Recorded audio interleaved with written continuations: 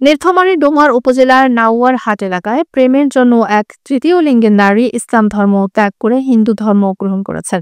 সুবর্ণা আক্তার শিখা নামের এই নারী তার প্রেমিক অর্জুন রায়ের সঙ্গে বিবাহ বন্ধনে আবদ্ধ হন।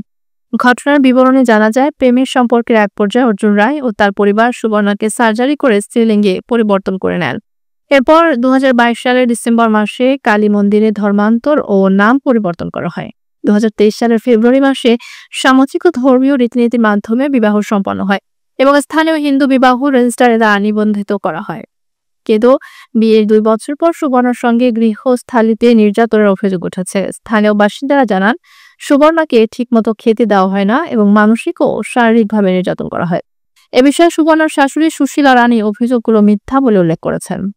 আমার লিঙ্গ চেঞ্জ করে আমাকে অস্ত্রোপচারের মাধ্যমে আমাকে সার্জারি করে ওকে নারীতে রূপান্তরিত করছে।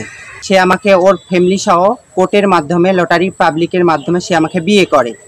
বিয়ে করার পরে সে আমাকে বাসায় নিয়ে আসে। তার বাসায় একটা আনুষ্ঠানিকভাবে আমার বিয়ে হয়, নাপিত ব্রাহ্মণ দিয়ে বিয়ে হওয়ার পরে আমি 2 বছর সংসার করতেছি, এখনও সংসার করতেছি। এখন আমার শ্বশুর আমার সাথে নির্যাতন করতেছে যে আজকে টাকা নিয়ে আসো, কালকে নিয়ে আসো, 2 লাখ, 1 লাখ, 5 লাখ, এইভাবে 50,000 এইভাবে আমাকে চাপ দেয়। আমি তাও 50,000, 1 লাখ, 2 লাখ করে নিয়ে আসছি।